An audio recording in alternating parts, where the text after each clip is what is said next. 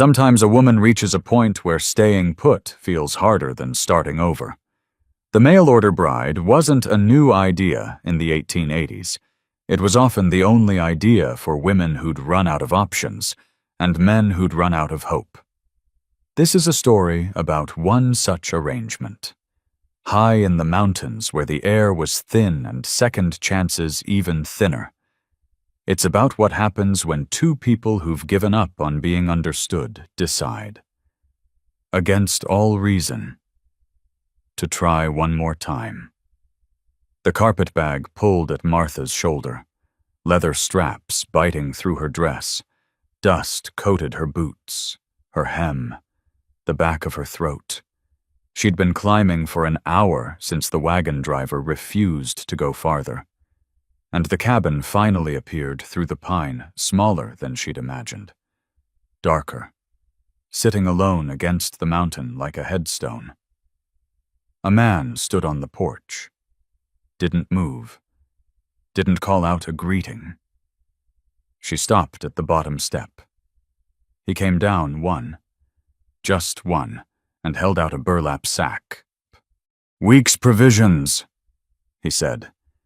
His voice was flat as creekstone. "If you're smart, you'll use it to leave." She looked at his face hard. Weathered then at his hands. The nails were clean. She took the sack. He turned back toward the cabin. The door stayed open behind him. Martha picked up her carpetbag and walked inside. "If you're settling in to hear this story, I'd be grateful to know where you're listening from tonight, whether it's a porch in Tennessee or a kitchen in Montana. There's something about knowing we're scattered across this big country but hearing the same story at the same time. Makes the distance feel a little smaller." The cabin was one room. Martha stood inside and let her eyes adjust to the dim. A table. 2 chairs, one missing a back slat.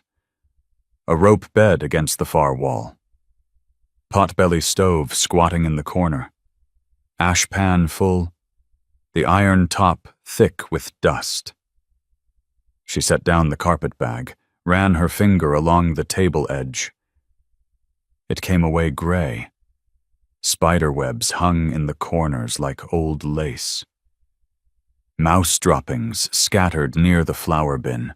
No curtains on the single window, no quilt on the bed. Just a wool blanket the color of dirty snow. Folded stiff at the foot. Everything here worked. Nothing lived. She found the provisions in a crate by the door.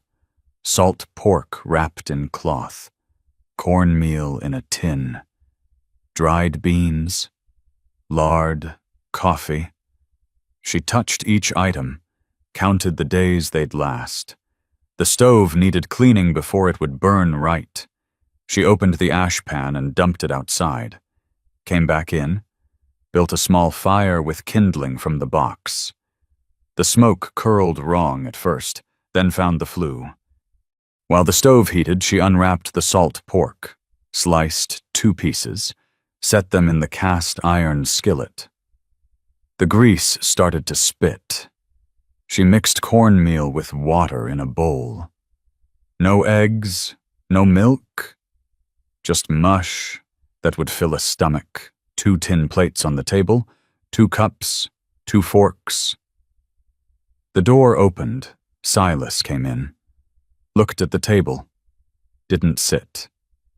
He took his plate and cup and walked to the window. Stood there with his back to her. Ate, standing up. Martha sat. The chair creaked. Her fork scraped the tin. His fork scraped. No other sound. She swallowed the mush. Tried once. "How long have you—" He set down his plate on the windowsill. Walked out. The door didn't slam. Just closed. Quiet as a held breath. His plate sat there. Half the food still on it. Night came on fast in the mountains. Martha lit a tallow candle. Washed the dishes in the bucket by the door. Water so cold it numbed her fingers. She dried her hands on her skirt. The rope bed creaked when she sat on it. Straw tick mattress underneath, rustling with every shift. She lay back, pulled the wool blanket up. It smelled like dust and years. Outside, a coyote called. Another answered. The wind pushed through the pines. The cabin creaked, settling into the dark. No sound from Silas. She didn't know where he'd gone. Then through the window she saw it, a thin line of lantern light from the barn. She turned her head. The light framed a shape in the doorway. A man's silhouette. Standing. Not moving. Just standing there like he'd forgotten what came next. She watched him for a long time. He never moved toward the cabin. Finally, she closed her eyes. The wooden hairbrush she'd seen on the mantel worn smooth. Bristles soft sat in her mind like a question she didn't know how to ask. Morning light came through the window, thin and gray. Martha woke to silence. The stove had gone cold. She built it up again. Boiled coffee in the dented pot. Drank it black from a tin cup while standing at the window. The barn door hung open. No sign of Silas. She found the garden by accident. Walking the perimeter of the cabin to see what else this place held. Behind the structure, tucked between the back wall and a line of scrub pine. A plot of earth marked off by stones, waist-high weeds choked the space, thistle, wild prairie grass gone to seed, but underneath, buried in the tangle, she saw remnants, sage. The woody stems gray and brittle, thyme stalks dried to sticks. What might have been lavender once, now just dead spikes poking through the mess. Someone had cared for this, planted it, tended it, then stopped. She knelt in the dirt. The ground was hard, baked by sun and neglect. She wrapped her fingers around a thistle stalk and pulled. The thorns bit through her skin. She jerked her hand back. Blood welled in 3 places across her palm. She wiped it on her skirt and grabbed again, this time lower, where the stem was thicker. Pulled hard. The roots gave suddenly, and she fell back. Landing in the dirt with the thistle clutched in both hands, she threw it aside and reached for the next one. The work went slow. Each weed had roots that ran deep or spread wide. Her hands bled in new places. The thistle thorns left red lines across her wrists. Sweat soaked through her collar. The sun climbed and beat down, and she kept pulling. A shadow fell across the dirt. She looked up. Silas stood at the corner of the cabin, 10 feet away, staring at her, at the pile of weeds beside her knee, at her hands. She waited for him to speak. He opened his mouth, closed it, turned and walked to the woodpile on the other side of the yard. Martha went back to the weeds. The sound of the axe started. Clean strikes, wood splitting, the rhythm steady. 20 feet between them, but she could hear every blow. Her hands pulling weeds, his axe splitting logs. No words. Just the sound of work in the mountain quiet. An hour passed. Maybe more. The sun was directly overhead when the axe stopped, footsteps in the dirt, coming closer. She didn't look up. Kept pulling at a stubborn root. Fingers deep in the soil. Something touched the ground beside her. She glanced over. A wooden bucket. Water inside. Clear and cold. Beads of moisture on the outside. Silas's boots walked away. She sat back on her heels. Her hands shook. She plunged them into the bucket. The cold bit into the cuts. She cupped water and drank. It tasted like metal and minerals. She drank again. When she looked toward the woodpile, he was gone. By the time the shadows started to stretch, she'd cleared a patch no bigger than a wash basin. Her fingernails were black with dirt. Blisters had formed and broken on both palms. Her back screamed when she tried to straighten. But the sage was visible now. And the time. She'd found the roots of what might come back if given the chance. She reached for one more handful of grass, and her fingers touched something solid. Not root, not rock. She dug around it, pulled it free. A doll. Small. Cloth body stuffed with something that crackled corn husks, maybe. The fabric so faded she couldn't tell what color it had been. Dirt caked in the seams, one button eye missing, the other hanging by a thread. Martha held it in both hands, turned it over. Someone had stitched this. Careful stitches, small and even, made it for someone small. She stood, walked to the well, pumped water into the bucket, and dipped the doll, rubbed the fabric gently between her fingers. The dirt loosened, came away. She wrung it out and dipped it again. 3 times until the water ran almost clear. The doll was white, or had been, cream-colored now. The stitching dark thread. The remaining button a chip of brown wood. She carried it inside, set it on the windowsill to dry, stepped back and looked at it there in the light. When she turned around, Silas stood in the doorway. His eyes went to the doll. His face didn't change, didn't move. But something behind his eyes did. Something she couldn't name. He turned and walked out, not to the barn this time, toward the tree line. Kept walking until the pines swallowed him. Martha looked at her hands, at the blood dried in the creases, at the dirt under her nails. She went to the basin and washed. The water turned brown. She scrubbed her palms with the lye soap until they stung. Then she started cooking. Beans from the provision sack. She added a handful of the wild sage she'd salvaged from the garden. The leaves still green under the dead outer layer. The smell rose from the pot. Sharp, clean, like something alive. 2 plates on the table. The light was almost gone when Silas came back. He stood in the doorway, looked at the table, at the 2 plates. He came in, pulled out his chair, sat down. Martha sat across from him. They ate. Forks scraped tin, beans and cornbread and the wild sage. His plate emptied. He ate every bite. Set down his fork. Didn't get up. She waited.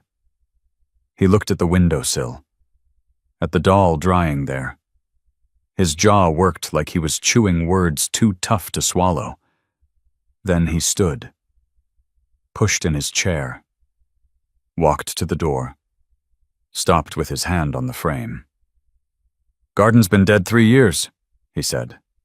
Didn't turn around. "Won't come back." He went out. The door closed behind him.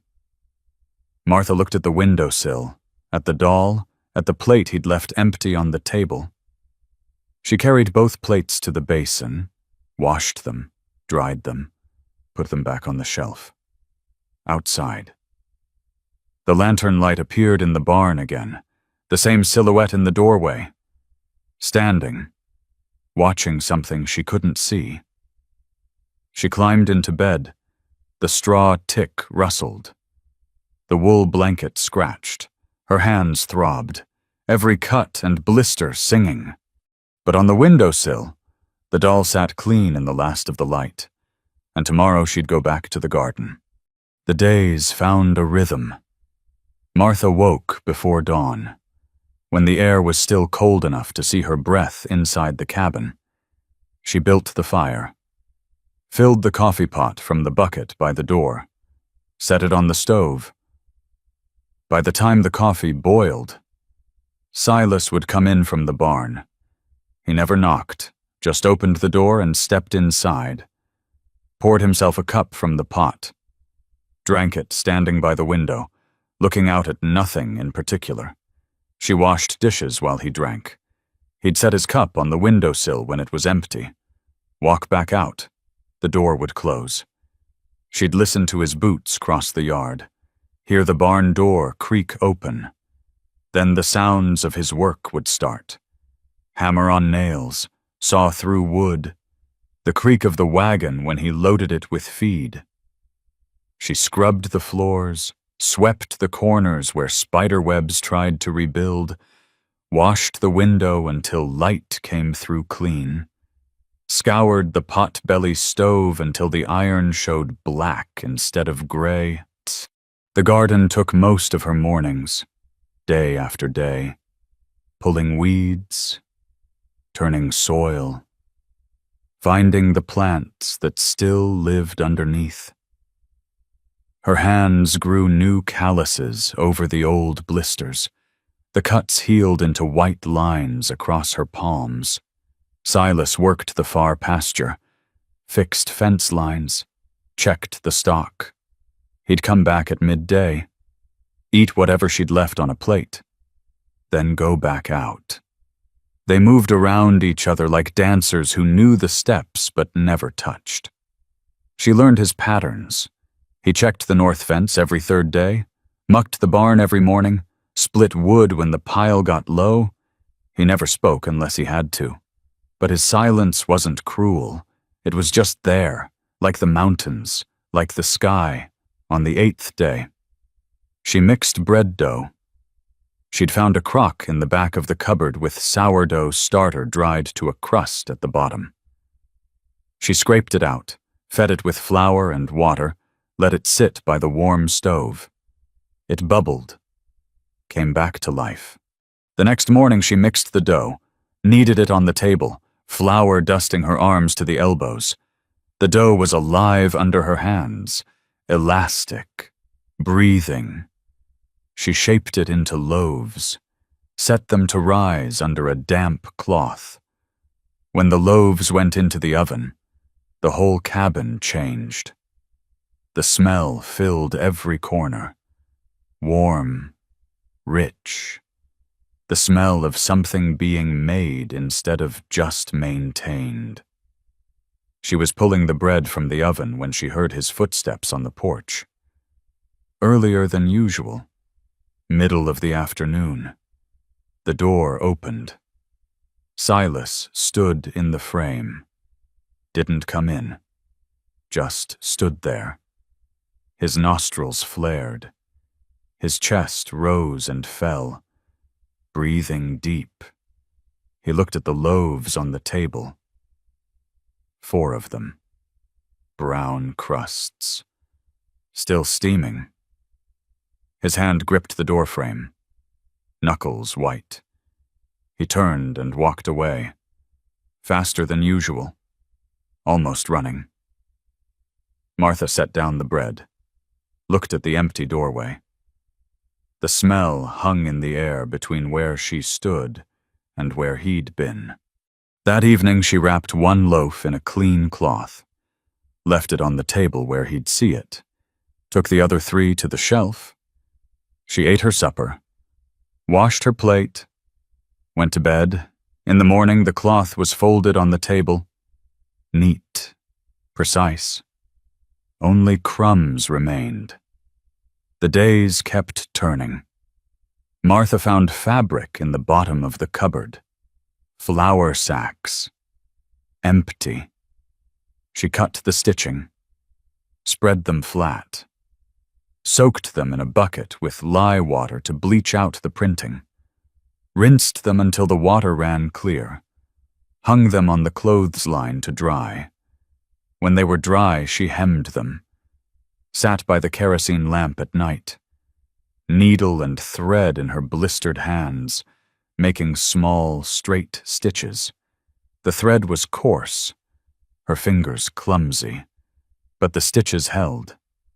She made 2 panels, long enough to cover the window, simple, unbleached white, clean. She hung them at dawn, stood on the broken chair to reach the nails above the window frame. The fabric fell straight, let light through but softened it, made the room feel less like a box and more like a place where people lived. She climbed down from the chair and stepped back to look. The door opened. Silas came in for his morning coffee. Stopped. His eyes went to the window, to the curtains. He stood there. Didn't move, didn't blink. 10 seconds, 20. His jaw worked. His throat moved like he was swallowing something sharp. Then he poured his coffee, drank it, set the cup down, walked out. That evening when Martha came in from the garden, the broken chair was against the wall, fixed. The missing slat replaced with a new piece of wood. Planed smooth, fitted tight, the joints re-glued, the whole thing solid. She ran her hand over the new wood. It was lighter than the old pieces, fresh cut, the smell of pine sap still in it. She pulled it to the table, sat down. The chair held. The second week slipped into the third. Martha planted seeds in the cleared patches of garden. Basil, rosemary, mint. She'd bought them at the settlement, that trip she'd made alone, carrying supplies back on her shoulders. The seed packets were small, the paper thin. She opened them carefully, poured the tiny seeds into her palm, pressed them into the dark soil one by one. She watered them with dishwater, precious in the drought. Every drop counted. Silas was at the woodpile when she came around the cabin. She stopped. He stopped. The axe in his hands, a split log at his feet. They looked at each other across 20 feet of dirt. "Fence by the north pasture needs mending," he said. To the air. To the ground. Not quite to her face. She nodded. He shifted his weight. The axe handle creaked in his grip. "Ground's too hard for post holes. Rain coming soon." It was the most he'd spoken since the first day. 12 words, an explanation, almost an apology for not doing the work yet. "I'll wait," Martha said. His eyes flicked to hers, held for half a heartbeat, moved away. "All right then," he said. He picked up the split wood, carried it to the pile. She went back to the garden, but something had shifted. Some invisible line had been crossed. He'd spoken about the work, about the weather, about tomorrow. That night she made stew, beans and salt pork and wild onions she'd found growing by the creek. The smell filled the cabin. She ladled 2 bowls, set them on the table with 2 spoons. When he came in, he looked at the bowls, at the spoons, at the chair she'd pulled out on his side. He sat down. She sat across from him. They ate. The spoons scraped the bowls. The wind pushed against the cabin walls. The kerosene lamp flickered. When his bowl was empty, he didn't get up right away. Just sat there, hands flat on the table, looking at the wood grain. Martha waited. Finally, he stood, pushed in his chair, walked to the door, stopped, hand on the latch. "Bread was good," he said, still not looking at her. "Tasted like..." He stopped, cleared his throat. "Just good." He went out. Martha sat at the table and looked at his empty bowl, at the chair pushed in neat, at the curtains moving slightly in the draft from the closed door. She washed the dishes, dried them, put them away. That night when she looked out the window, the barn light was there, the silhouette in the doorway. But this time he wasn't standing still. He was moving, doing something with his hands, working on something she couldn't see. She lay down in bed. The rope creaked, the straw tick rustled. Outside, the lantern burned late into the night, and in the morning, she'd find something else repaired. Some small thing she hadn't noticed was broken until it was fixed. Martha woke to silence where there should have been sound. No crackle from the stove, no scrape of the coffee pot against iron. She lay still on the rope bed, staring at the ceiling beams, and listened to the cabin breathe around her. Empty. The kind of empty that pressed against the walls. She sat up. The potbelly stove held nothing but cold ash. Silas's cup sat on the table exactly where he'd left it the night before. Her feet hit the floor. The boards were cold through her stockings. She crossed to the window and looked out at the barn. The door hung open, swinging slightly in the morning wind. Wrong. Everything wrong. She grabbed her shawl and went outside barefoot. Dew soaked through her stockings before she reached the barn.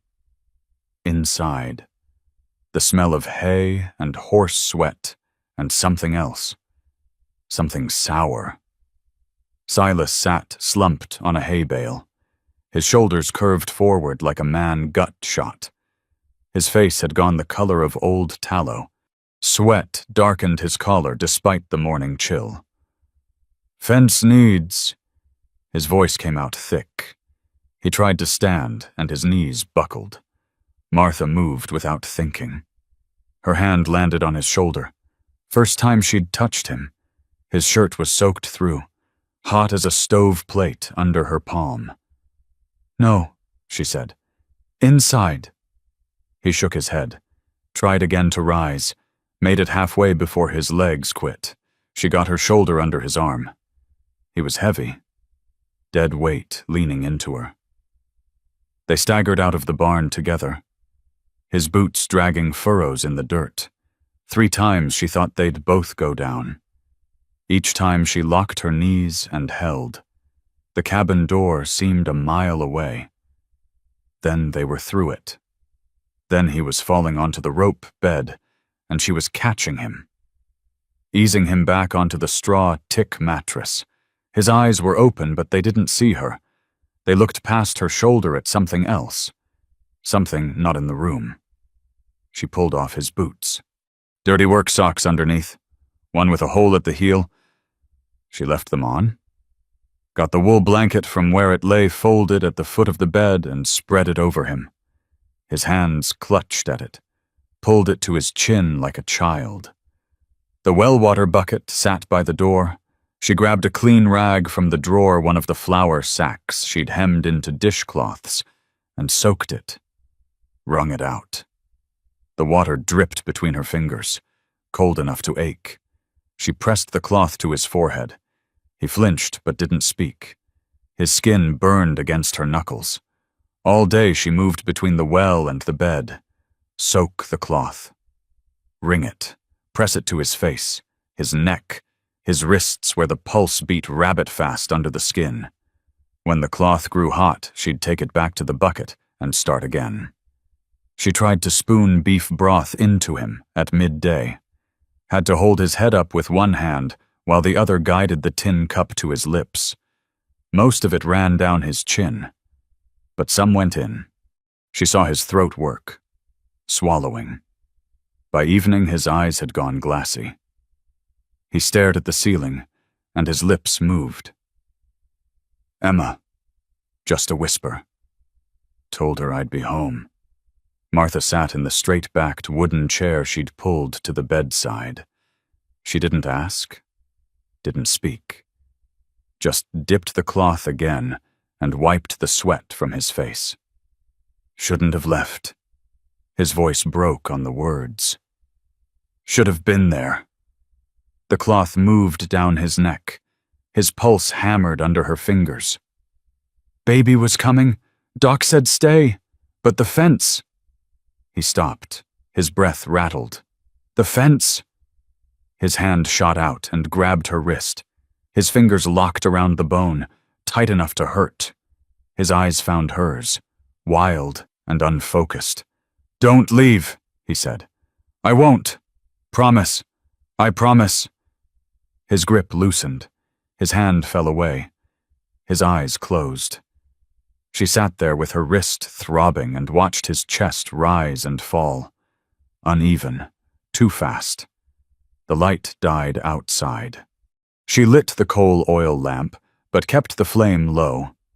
Got up once to bank the stove and put more wood on. The cabin needed to stay warm. Fever or no fever. The night cold could kill. When she came back to the chair, his breathing had changed. Slower, deeper, but rough, like each breath scraped against something inside. She found herself humming, didn't plan it. The sound just came, a hymn her mother used to sing while washing dishes. No words, just the melody, low and soft. His breathing changed again, steadied, matched the rhythm of the tune. The cabin held the sound. The walls caught it and gave it back. For the first time since she'd arrived, the room felt like something other than a box of silence. It felt like a space where people lived. She hummed until her throat grew dry. Then she stopped and just sat. His face had gone slack in sleep. The lines around his mouth had smoothed. He looked younger, less like stone. Her hand rested on the edge of the blanket, not touching him. Just close. The lamp burned down. She added more kerosene. Outside, an owl called. Then another answered. Near midnight, his fever spiked again. She felt it before she touched him, heat rolling off him in waves. Back to the well. Fresh water, new cloth. She worked in the dark, moving by feel. Lamp oil was precious. Couldn't waste it. His mumbling started again before dawn. Not enough time. Never enough. A long pause. Tried so hard. She wrung the cloth until her hands ached, pressed it to his forehead, and held it there. Should have told her. Should have. Morning came gray through the window. She hadn't slept. Her back hurt from sitting in the chair. Her eyes felt full of sand. She heated more broth, got a spoon into him. This time he swallowed without fighting. Some color had come back to his face. Not much, but some. The second day looked like the first. Well water, broth, the cloth cooling his skin. She dozed in the chair between trips to the well. Woke to find him watching her with fever-bright eyes. Then they'd slide closed again, and he'd be gone. That night she sang again. Different hymn. Same wordless melody. His breathing steadied like before. She watched his face in the lamplight and saw something ease in the set of his jaw. Third day, the mumbling stopped. He slept without thrashing. She checked his forehead and found the skin cooler. Not cold, just less like touching a stoveplate. She let herself sleep then, just leaned back in the chair and closed her eyes. The lamp had burned out. Didn't matter. Sun coming through the window made enough light. Fourth morning she woke to find the bed empty. Her heart kicked hard. She stood so fast the chair tipped backward and clattered against the floor. The door stood open. She ran outside. He was in the barn, leaning against the stall, one hand braced on the wood. His face was pale, but the gray had gone. He was dressed, boots on, hair wet like he'd dunked his head in the trough. He looked at her, really looked. His eyes tracked from her face to her hands to her feet in their dirty stockings. She became aware of how she must look. Hair falling out of its braid, dress wrinkled from 3 days of sleeping in the chair, face unwashed. "You should be in bed," she said. He didn't answer, just kept looking at her like he was seeing her for the first time. Or maybe seeing her clearly after days of fever dreams. Then he turned and walked out the back of the barn. She stood there, with the morning cold biting through her dress, watched the space where he'd been. The rest of the day, he stayed gone. She checked the north pasture, the creek, the line of cottonwoods at the property edge, no sign of him. By evening, she went back inside and made supper, set 2 plates, waited. Full dark came. He didn't. She ate alone. Left his plate covered with a clean cloth. Banked the stove. Blew out the lamp. Lay in bed and stared at the ceiling. Heard the barn door creak open sometime after midnight. Heard his boots on the dirt, not coming toward the cabin, moving away, toward the far fence line. She rolled onto her side and pulled the blanket up to her chin. The distance between them now felt wider than it ever had. Like he'd taken all the ground they'd gained and burned it. Like her 3 days of care had somehow made everything worse. But his voice kept circling in her head. That delirious grip on her wrist. The way he'd said it. "Don't leave." She touched her wrist, where his fingers had been. Could still feel the pressure. Could still hear the break in his voice when he'd said the name. Emma. And suddenly she understood something she hadn't before. The wagon driver who'd refused to take her farther had mentioned it while helping her down. "Next supply run won't come through till first Thursday of the month. Ma'am, you'll be on your own till then." She'd counted the days in her head then, knew she had a way out if she needed it. But now she lay in the dark and realized the other women hadn't failed because they were weak. They'd failed because Silas had needed them to be someone they couldn't be. Someone already dead. She stared at the ceiling and wondered what Emma had looked like. If she'd hummed while she worked. If she'd sat by his bed and cooled his fever. If she'd been the one who planted the herb garden that was now coming back to life under Martha's hands. The thought didn't make her angry. It just made her tired. She closed her eyes and listened to the cabin settle. To the wind outside. To the silence that had returned. And tried not to think about the fact that Silas had said her name in his fever. She'd heard it twice. Soft. Like he was testing how it felt. Martha. But he hadn't said it since waking. Hadn't said anything at all. Had just looked at her with those clear eyes and then walked away. Like maybe seeing her clearly was the one thing he couldn't bear. 7 days. Martha stood in the cabin doorway and counted on her fingers. Once. Then again, to be sure. The burlap provision sack sat empty in the corner where she'd folded it flat after using the last of the cornmeal 2 mornings back. 1 week. Exactly what Silas had given her. The smart thing would be to leave. The wagon driver had told her before dropping her at the base of the trail. "Next supply run won't come through till first Thursday of the month, ma'am." She'd marked it in her mind. Knew the date. Thursday was 3 days away. She could walk down to the main road, flag down Old Anderson, Ride back to the settlement. Send a wire. Go home. She turned and looked at the cabin, at the flour sack curtains she'd sewn and hung. At the table, she'd scrubbed until the grain showed through decades of grime. At the herbs drying on the windowsill, where the cloth doll had sat before she'd moved it. Her hands were scarred now. Blisters from the garden work had broken and healed and broken again. She looked at her palms.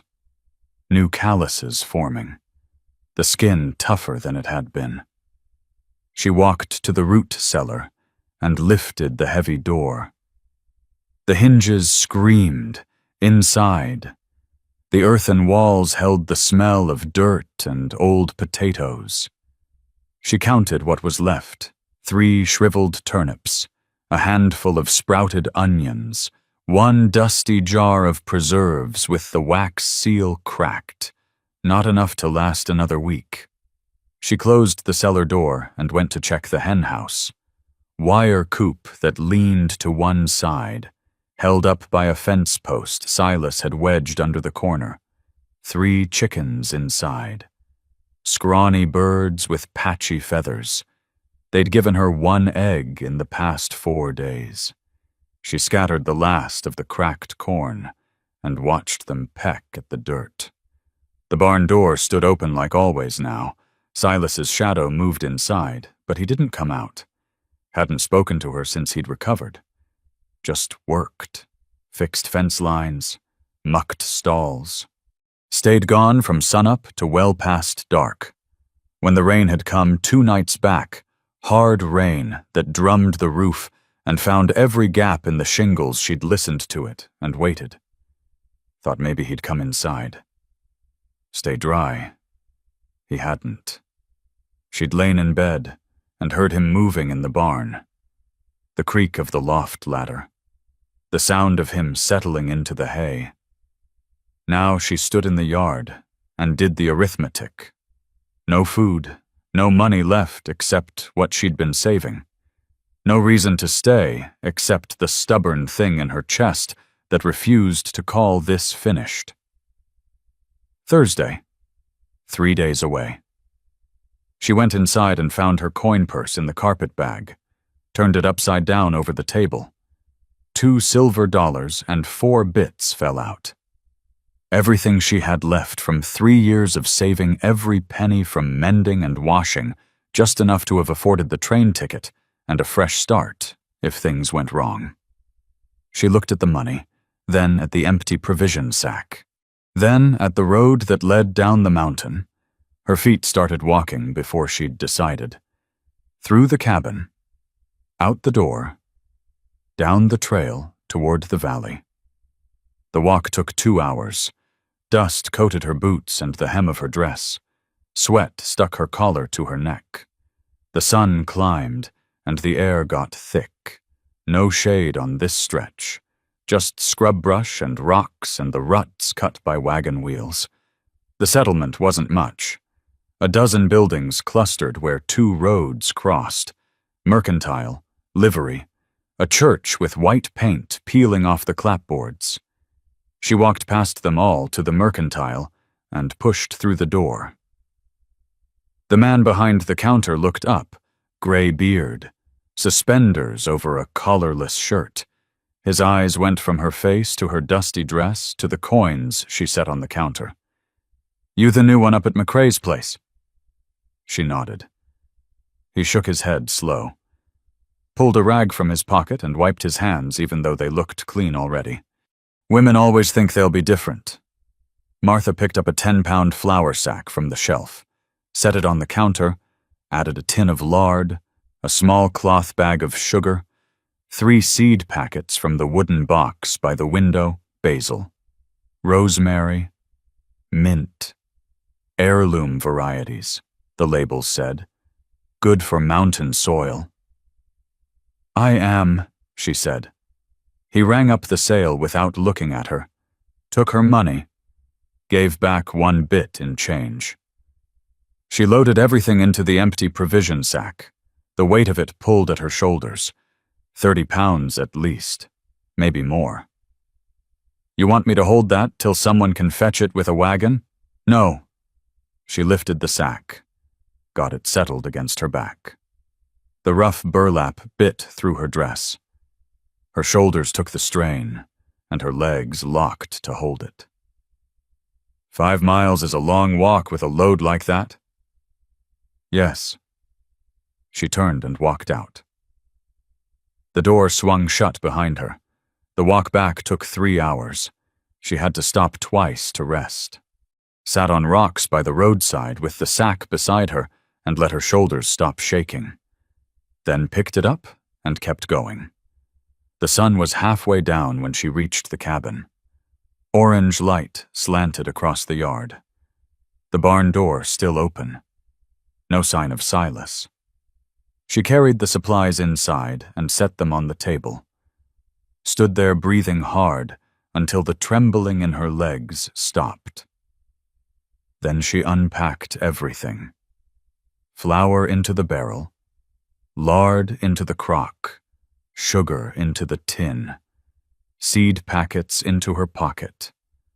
When she had the strength, she went to the garden, knelt in the cleared soil, tore open the first packet. Basil seeds, tiny and black. She pressed them into the earth with her thumb, covered them, moved down the row, rosemary next, then mint. Each seed was a choice, each row a commitment. When the planting was done, she got the dishwater from the basin inside, carried it out and poured it over the rows. The water darkened the soil, soaked in and disappeared. She'd bring more tomorrow, every day until the seeds sprouted, until the plants grew tall enough to survive on their own. She sat back on her heels and looked at the garden. At the fence Silas had built, at the cabin behind her, at the barn where she knew he was working even though she couldn't see him. This was her place now, not because he'd invited her, because she'd claimed it, row by row, seed by seed, day by day of choosing to stay. She stood and brushed the dirt from her skirt, went back inside to start supper, built up the fire, mixed biscuit dough with the new flour, opened the preserves and heated them in the small pot, set 2 plates on the table, even though she knew he wouldn't come in to eat. But he would eat, later, in the dark, when he thought she was sleeping, and tomorrow she'd set another plate, and the day after that. For as long as it took for him to understand, she meant what she'd told the mercantile man. She was different. The biscuits baked. The cabin filled with the smell. She pulled them from the oven and set them on the table, ladled preserves beside them, poured water into both cups, sat down, ate alone. The food tasted like victory, even though it was just flour and fruit and water. When she finished, she covered his plate with a clean cloth, washed her dishes, banked the fire, blew out the lamp, lay in bed and listened to the silence. Sometime near midnight she heard it, the cabin door. Not loud, just the soft sound of wood moving against wood. Then footsteps, careful, like he was trying not to wake her. She kept her eyes closed, kept her breathing even, the scrape of the chair, the soft clink of the fork against the tin plate. Chewing sounds. The fork scraped again.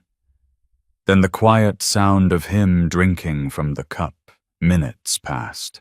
The chair creaked as he stood. His boots crossed the floor. The door opened and closed. She opened her eyes to the dark ceiling and felt her mouth curve. Not much. just enough. He needed what she offered, even if he couldn't face her to take it. Morning came cold. She was up before the sun. Coffee already boiling when the first light hit the window. She drank a cup standing by the stove. Then she heard it. Hoofbeats, multiple horses, coming up the trail fast. She set down her cup and went to the window. 3 riders crested the rise. Men she didn't recognize. Rough-looking. The kind that made you check where the doors were. They pulled up in the yard, dismounted. One of them saw her in the window and grinned, missing a tooth on the left side.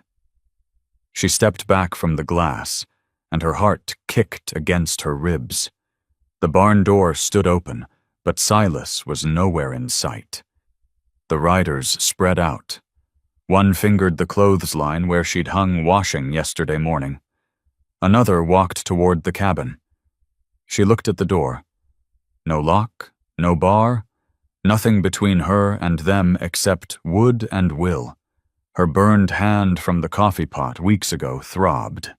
She pressed it against her skirt and made herself breathe. Then she opened the door and stepped out onto the porch. The 3 men stood in her yard like they owned it. Martha kept her hand pressed against her skirt and counted the distance between herself and the cabin door. 15 feet. Maybe 12, if she ran. The one nearest the porch smiled, missing a tooth on the left side.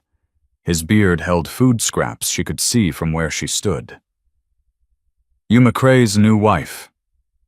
She didn't answer. Looked past him to the barn. Still empty. No movement from inside. "Asked you a question," the man said. He took a step closer to the porch. His boots hit the bottom step. "My husband's checking fence in the north pasture," Martha said. Her voice came out steady. That surprised her. "Won't be back till evening?" The second man laughed. Younger than the first. Hat pushed back, showing sweat-darkened hair. "That's so convenient." The third one hadn't spoken yet. He stood by the horses, hand resting on his saddle, watching her the way a dog watches a rabbit hole. "We can wait," the first man said. He climbed another step. Martha's throat went tight. She swallowed and felt it click. Then movement from the barn. Silas emerged from the shadow of the doorway. Rifle cradled in both hands. He didn't raise it, just held it there where they could all see. The men turned. The one on the steps stopped climbing. Silas crossed the yard. His boots made no sound in the dust. The rifle stayed level, not pointing at anyone yet, just ready. Martha saw his jaw set, saw the muscle jump in his cheek. He was going to shoot. Maybe not first, but he was ready to finish it. She stepped off the porch, put herself between Silas and the strangers. "There's coffee," she said, "if you want it." The words hung in the air like smoke. The first man blinked, looked from her to Silas to her again. "What coffee?" Martha smoothed her skirt with her good hand. The other one throbbed against the fabric. "I just made a pot, and there's biscuits left from breakfast." Behind her she heard Silas take a breath, heard him start to speak. "Martha." She didn't turn, kept her eyes on the strangers. "You can sit," she said. "I'll bring cups." The men looked at each other. The young one's mouth hung open. The silent one by the horses shifted his weight. Nobody moved. Martha walked past them to the cabin. Her legs shook, but she kept them straight. Climbed the porch steps. Went inside. The coffee pot sat on the stove where she'd left it. Still hot. She found 3 clean tin cups. Set them on a wooden tray she'd found in the corner cupboard weeks ago. Added the biscuits from the covered plate. 4 hard ones left over from her solitary breakfast. Her hands trembled. The cups rattled against the tray. She stopped, pressed her palms flat on the table, and breathed until the shaking stopped. Then she picked up the tray and walked back outside. The men stood exactly where she'd left them. Silas hadn't moved either, the rifle still in his hands, his knuckles white around the stock. She walked to the chopping block where Silas split wood, set the tray on it, poured coffee into each cup. The stream stayed steady, didn't spill. "Sit if you like," she said again. The first man looked at the coffee, at the biscuits, at her face. His hand dropped from his belt where it had been resting near a knife handle. He sat on the chopping block, picked up a cup, sniffed it like he thought she might have poisoned it, then drank. The other 2 stayed standing. But the young one reached for a biscuit, bit into it, chewed. Martha poured herself a cup, held it with both hands even though it burned through the bandage on her palm, sat on the porch step. She drank. The men drank. Silas stood with his rifle. The silence stretched. A crow called from the cottonwood by the creek. The wind pushed dust across the yard. Finally, the first man set down his cup, wiped his mouth with the back of his hand. "Heard there was some strays come through here last week," he said. "Wondered if McCrae had seen them." Silas's thumb moved on the rifle. Found the hammer. Didn't cock it. Just rested there. "Haven't seen any," he said. His voice came out rough, like he hadn't used it in days. The man nodded, picked up his cup again, drained it, set it back on the tray, careful, like he was in a parlor and not a dirt yard with a rifle pointed at his spine. "Obliged for the coffee," he said. Martha nodded. Didn't smile. Didn't speak. The 3 men stood. The young one grabbed the last biscuit and shoved it in his pocket. They walked to their horses, mounted. The leather creaked. The horses shifted. The first man looked back at Martha. She met his eyes. Didn't blink. Didn't look away. He touched the brim of his hat. Just a small movement, barely there. Then they turned and rode down the trail. The sound of hooves faded. Became nothing. Martha sat on the step and watched them disappear. The coffee cup shook in her hands now. She set it down before she dropped it. Silas lowered the rifle, turned to her. "You could have—" He stopped, started again. "They were leaving," Martha said. "They were leaving. You don't know that. I do now." He stared at her. The rifle hung loose in one hand. The other hand opened and closed at his side. Opened and closed. "They could have hurt you. Could have. I was ready to— I know." He set the rifle against the porch rail, ran his hand over his face. It came away wet, not with rain. The sky was clear. "Why did you do that?" Martha looked at the empty trail, at the dust still settling where the horses had been. "Violence is easy," she said. "This way they'll tell others you're not alone here anymore." Silas sat down heavy on the step beside her, not touching. A foot of space between them, but closer than he'd sat since his fever broke. His hands rested on his knees. They were shaking, small tremors that made his fingers twitch. She looked at those hands and understood. Not fear making them shake. Something else. Something bigger. "You weren't afraid," he said. "I was— didn't show it. Didn't need to."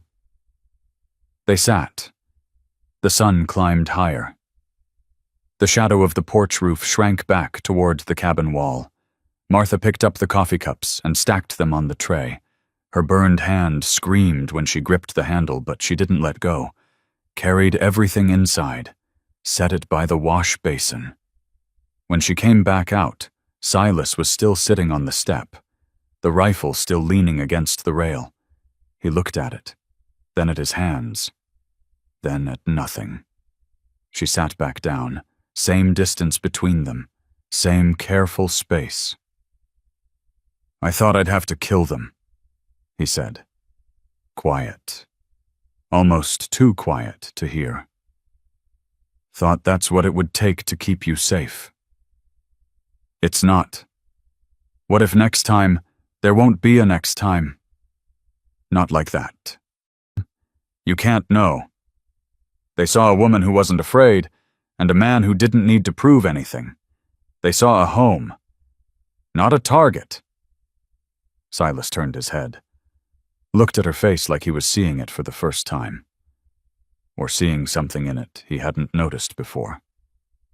"You protected me," he said. Not a question. A realization. Martha stood, brushed the dust from her skirt. "Protected both of us," she said. She went inside, left him sitting there with his shaking hands and his useless rifle and whatever thoughts were working through his head. The dishes needed washing. The floor needed sweeping. The normal work of a day. She did it all and tried not to think about how close it had come, how easily it could have gone different. Her burned hand throbbed. She unwrapped the bandage and looked at the blister forming across her palm, big as a silver dollar, the skin tight and shiny. She rewrapped it and went back to work. Evening came. She made supper, set 2 plates on the table. They sat and waited. The door opened. Not midnight, not after dark, full evening light still coming through the windows. Silas stood in the doorway. He looked at the table, at the 2 plates, at her sitting there. He came inside, closed the door behind him, walked to the table, sat down across from her. They ate in silence. But it was a different silence than before. Not the silence of avoidance. Something else. Something that felt like the space between words when you're trying to find the right ones.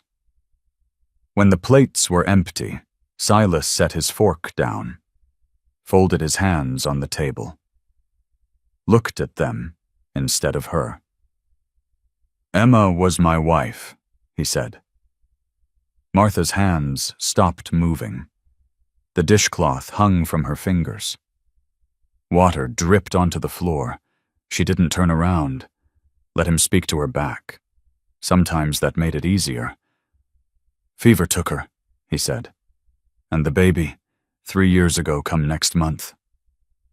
The water kept dripping. She heard each drop hit the boards. "I told myself I didn't need." His voice caught. "Broke." He cleared his throat and tried again. "Didn't need anyone after that, but the cabin got too quiet. So I sent for help. Thought if I called them hired hands instead of wives, it would be different. Wouldn't hurt when they left." Martha turned, looked at him. His face was wet. He didn't wipe it, just sat there with tears running into his beard and his hands folded like he was praying. "But I couldn't." He gestured at nothing. At everything. Couldn't let them be her. Couldn't let them not be her. So they'd leave and I'd tell myself it was better. Easier. She set the dishcloth down, sat across from him, waited. "Then you came," he said, "and you didn't leave. And I didn't know what to do with that." The lamp flickered. Neither of them moved to adjust it. "I'm not her," Martha said. "I know, and I'm not leaving." Silas looked up, met her eyes.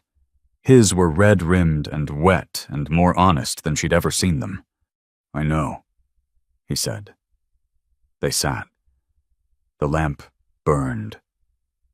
Outside the window, the garden held its rows of new seeds, waiting to break ground. "The brush on the mantel," Silas said. "It was hers." Martha looked at the wooden hairbrush sitting where it had sat since her first day. Worn smooth, bristles soft. "I know," she said. "You saw it first day." "Yes." His hands unfolded, reached across the table, stopped halfway, pulled back. "I want you to have it," he said. If you want it." Martha stood, walked to the mantel, picked up the brush. The wood was warm, smooth as river stone. She could see the place where a woman's hand had held it. Every day. For years. She brought it back to the table, set it between them. "Thank you," she said. Silas nodded, stood, walked to the door, put his hand on the latch, then stopped, turned back. "Will you stay?" he asked. "I mean not as help, as—" he struggled with the word, couldn't find it. "As my wife, my helpmate, to build a life together. Not hired help, a true home." And Martha realized she'd been waiting for this question since the moment she'd stepped off that wagon 3 weeks ago.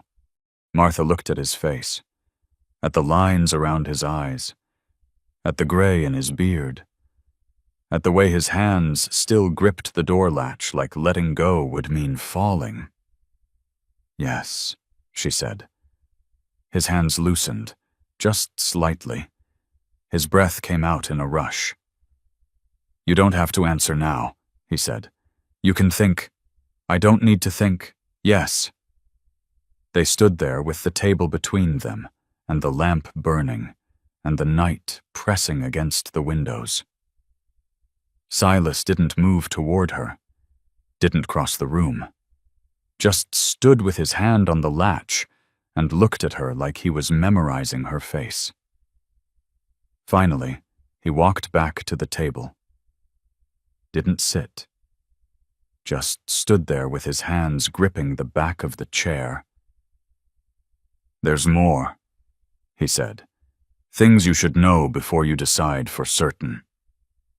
"I've decided." "You don't know what happened, why they left, why I—" He stopped, started again. "Emma was pregnant when we married, young, both of us young. Came out here to homestead. Build something that was ours." Martha sat down, waited. "She was good," he said, quiet. "Emma. She laughed at things that weren't funny, made faces when she didn't like the food but ate it anyway. She'd hum while she worked. No real tune, just sound." He pulled out the chair, sat, his hands flat on the table. "The baby came early," he said. "Too early. She knew. The midwife knew. But we tried anyway." His fingers spread wide on the wood, pressed down. 3 days she labored. Baby came blue, never breathed, never made a sound. The lamp flickered. Martha reached over and turned up the wick. The light grew steadier. "Emma held her," Silas said.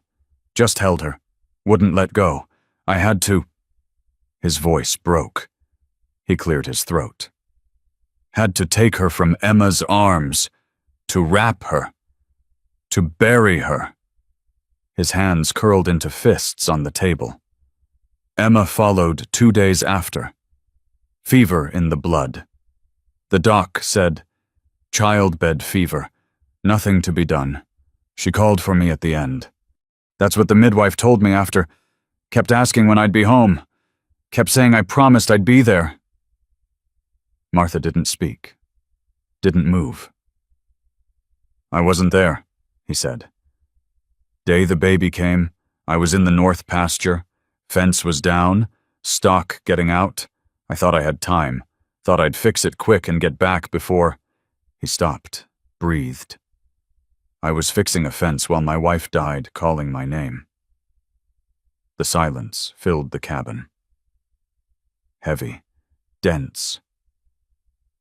That's why the garden's dead, he said. Emma planted it, tended it, said she wanted fresh herbs for the baby, for when she was nursing. After she died, I just let it go. He looked at Martha. The other women, he said. I brought them here thinking if I needed help instead of company, it wouldn't hurt. But every time one of them tried to clean or cook or fix something, all I could see was Emma doing it. And when they couldn't be her, when they didn't hum or make faces or laugh, I made it so they'd leave. Gave them the week's provisions and waited for them to go.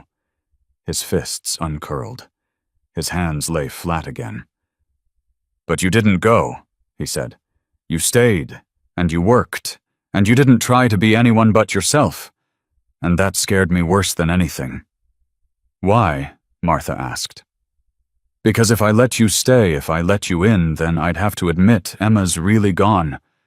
That I can't keep her alive by keeping everything the same, by keeping everyone out. He stood, walked to the window, looked out at the dark. When I got sick, he said. And you sat there all those days. I woke up once and saw you sleeping in that chair. Your hand was on the blanket, just resting there, not holding on, just present. He turned. And I realized you weren't trying to save me. You were just refusing to let me be alone. Martha stood, walked to where he was, stopped with the table still between them. I'm not her, she said. I know. I'll never be her. I know. And I can't promise to fill what she left empty. Silas nodded. His eyes were wet, but he didn't look away. I'm not asking you to, he said. I'm asking... He swallowed hard. I'm asking if you'll help me build something new, something that's ours, not hers, not a copy or a replacement, just ours. Morning came cold and clear. Martha woke to the sound of hammering. She dressed and went outside. Found Silas in the garden, building a new fence. Not the rough barrier he'd thrown up weeks ago. This one had corner posts set deep, rails measured and fitted, each piece placed with care. He saw her and stopped, hammer in one hand, nails in the other. Thought it needed doing right, he said. If you're staying, should be proper. Martha walked to where he worked, looked at the fence, at the rows of seeds underneath, at his hands holding the tools. Can I help? She asked. He held out the nail box.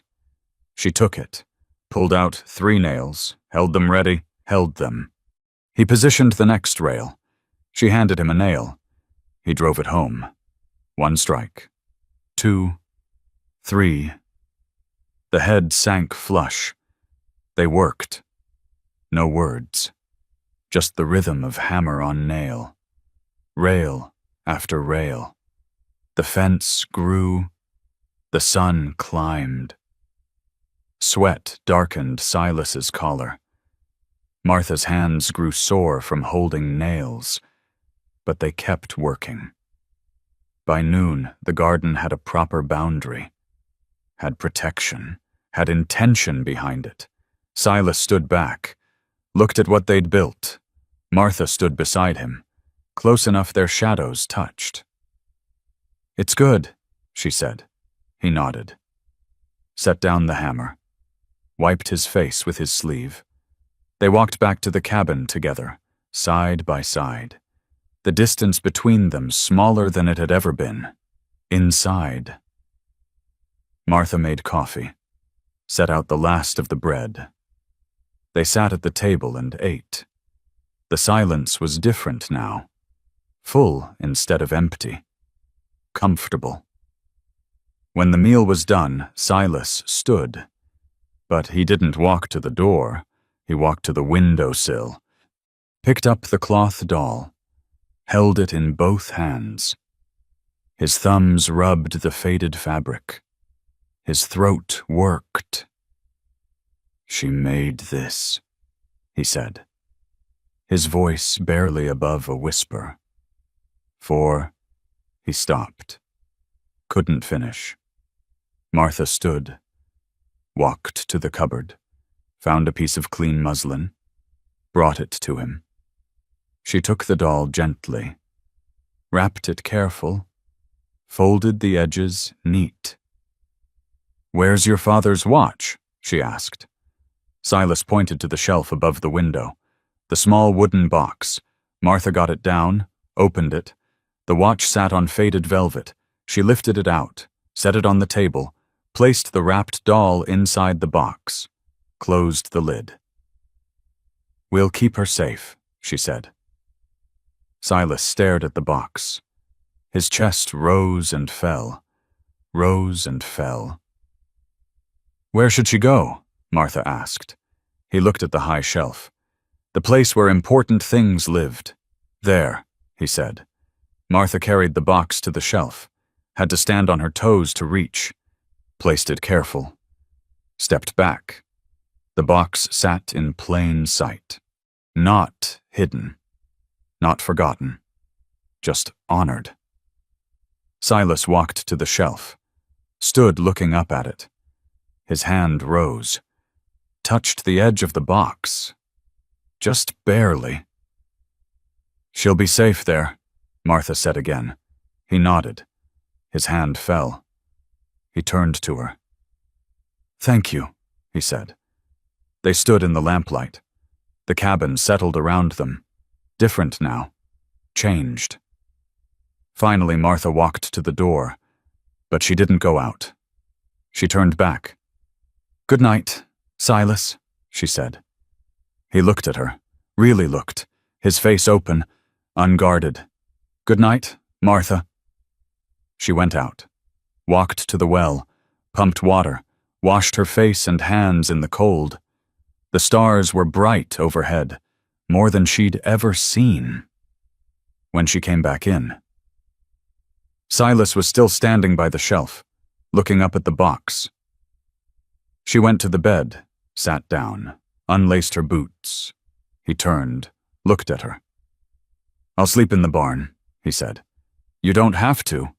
"I know, but..." He gestured at the room, at the space. "Not yet. Not till..." "I understand."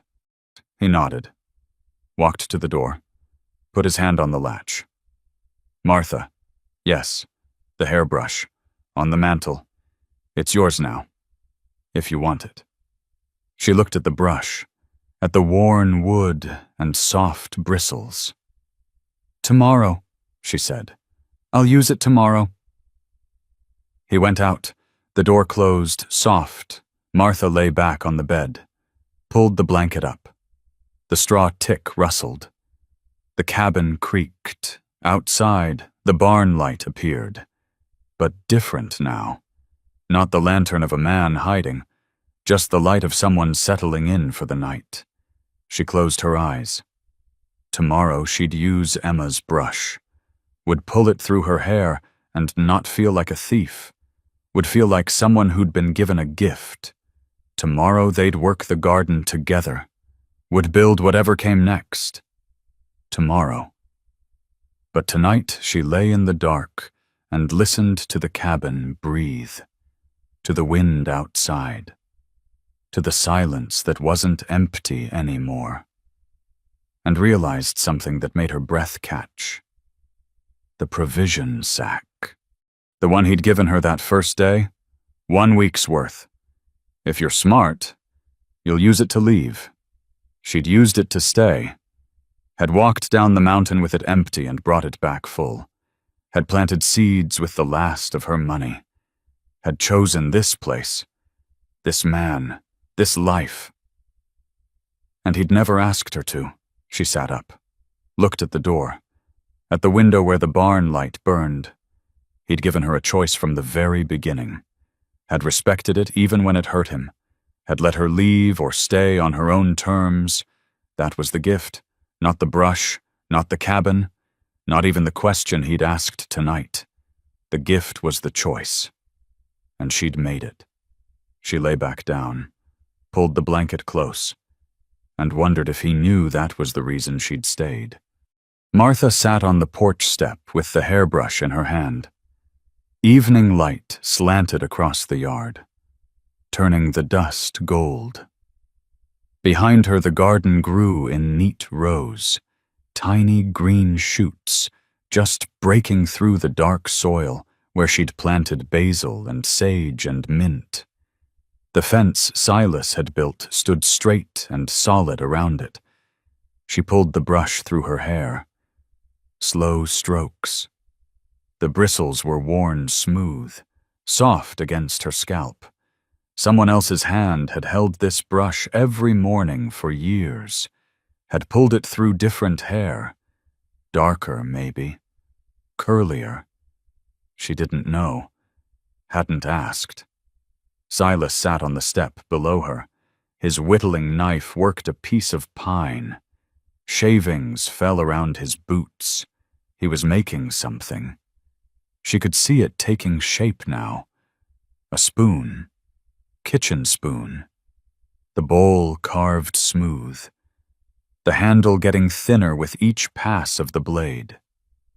The windowsill inside held herb bundles now, tied with string and hanging upside down to dry. Wild sage from the garden's first clearing, the space where the cloth doll had sat for weeks. Empty now. The doll lived on the high shelf in its muslin wrapping. Safe, honored, not forgotten. You stayed, Silas said. Not a question, just words spoken to the evening air. Yes. Why? Martha kept brushing. Thought about the answer. All the small reasons that added up to the choice. Because you gave me a choice, she said. The provision sack. You'd have let me leave. He nodded. The knife kept moving. A curl of wood fell away and caught the light. Didn't want you to feel trapped, he said. Bad enough I was. Didn't need two of us stuck in it. I'm not stuck. No. He looked up at her. You're not. They sat. The wind moved through the garden, brought the smell of turned earth and the first hints of the herbs trying to grow. A hawk circled high up. Its shadow passed over the yard and was gone. Martha's hair fell loose around her shoulders now. She gathered it, pulled the brush through again, the motion steady. Familiar already, even though she'd only been using Emma's brush for 2 days. He'd set it on the table that first morning after their talk, just placed it beside her coffee cup. Didn't say anything. Didn't need to. She'd picked it up and understood. This was hers now. Not borrowed. Not stolen. Given. Will you stay? Silas asked. His hand stopped moving. The knife rested against the wood. He didn't look at her. I mean, he cleared his throat. Not as help, as... He couldn't find the word. Martha watched him struggle with it, saw his jaw work, saw him set down the knife and the half-carved spoon. As your wife, she asked. He turned, met her eyes. As my wife, he said. My helpmate, for all our days. Yes. I didn't finish. Don't need to. Yes. His breath came out rough, like he'd been holding it without knowing. His hands opened and closed on his knees. You're sure? Yes. It won't be easy. I'm not easy. I know. And I can't promise about him. I'm not asking for promises, just tomorrow, and the day after, and all the days we get. He nodded, picked up the wood and knife again. His hands shook slightly. He gripped tighter until they steadied. Martha started brushing again, the rhythm soothing, the evening settling around them like a quilt. Everything was the same. The cabin, the barn, the mountains rising behind, the dust in the yard. Everything was different. The silence between them now held something other than emptiness, held presence, held choosing. A coyote called from somewhere up the ridge. Another answered. The sound carried across the valley and faded. "Garden's coming in," Silas said. "Yes. You did that. We did that. You built the fence. You planted the seeds. You gave me the space to plant them." He was quiet. The knife worked. Another curl of wood fell. "What are you making?" Martha asked. "Spoon, kitchen spoon. Thought you could use one." "The ones we have are worn down." She looked at the shape emerging from the pine, saw the bowl forming, the handle taking shape. "Thank you," she said. "Not done yet. Still, thank you." The sun touched the mountaintops. The light went orange, then red, then purple. Shadows stretched across the yard. The garden disappeared into dusk. Martha finished brushing her hair, braided it loose, tied it with a piece of string from her pocket. They stood together, walked inside. The cabin waited. Familiar now. Hers as much as his. She built up the fire in the stove. He filled the water bucket from the well. Small tasks done side by side. No words needed. She set out the dishes for morning. He checked the door latch, made sure the iron bar was secure. The lamp sat on the table. She lit it. The flame caught and grew. Yellow light filled the room and pushed the darkness to the corners. They moved around each other. Easy, natural, like a dance they'd learned without trying. Martha shook out her blanket, smoothed it on the bed. Silas did the same with his bedroll in the corner he'd claimed 2 nights ago when he'd stopped sleeping in the barn. Still separate, still careful. But the distance between felt smaller, like one day soon it might close completely. Or maybe not. Maybe this was enough. This careful respect for space and time. She sat on the edge of the bed, unlaced her boots, set them aside. Her feet ached. Good ache, the kind that came from honest work. Silas banked the fire. The coals glowed red through the grate. Heat radiated out, enough to last till morning. Martha reached for the lamp, put her hand on the base, looked at Silas. He nodded. She blew out the flame. Darkness rushed in. Complete. The kind of dark that only came in the mountains, far from any town, any other light. She lay back on the bed, pulled the blanket up. The straw tick mattress rustled under her weight. She heard Silas settle into his bedroll, heard the fabric shift, heard his breathing steady. "Thank you," he said. Soft. Almost too soft to hear. For what? For seeing past the silence. Martha thought about that. About the weeks of quiet. The meals eaten without words. The work done side by side. The way silence could be full instead of empty. "Thank you for letting me stay in it with you," she said. The cabin held them. 4 walls and a roof. Nothing special. Just logs and chinking and a floor that creaked. But it felt like more now. Felt like the beginning of something. Not an ending. A door opening instead of closing. "Good night, Martha. Good night, Silas." Outside the wind picked up, moved through the cottonwoods, through the garden where the seeds were growing in the dark, where the fence stood protecting what they'd planted together. The mountains rose black against the stars. The creek ran cold over smooth stones. Somewhere an owl hunted. Somewhere the coyotes sang. And in the cabin 2 people lay in the darkness and breathed and rested and waited for morning. In the morning there would be coffee. Martha would make it while Silas checked the stock. They would sit at the table and eat together. He might speak, or he might not. Either way would be fine. There would be work, the garden to tend, the cabin to keep, fences to mend, wood to split, all the small tasks that made a life. There would be silence, and there would be words. There would be distance, and there would be closeness. There would be days when the grief rose up, and days when it stayed quiet. But they would face it together, not as savior and saved, not as whole and broken, just as two people who had chosen each other, who had looked at the hard truth of what they were and decided it was enough. Martha closed her eyes, felt sleep pulling at her. Let it come. The last thing she heard was Silas shifting in his bedroll, getting comfortable. The sound of another person in the room.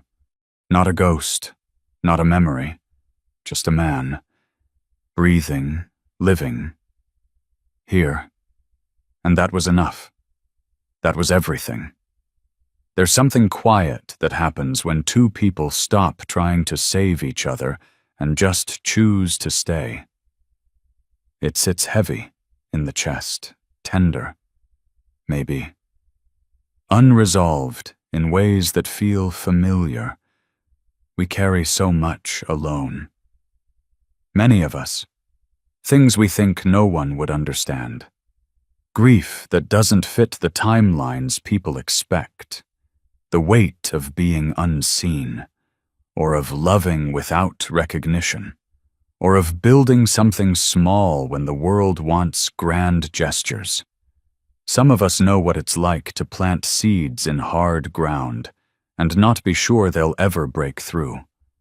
To offer kindness when it's easier to close the door.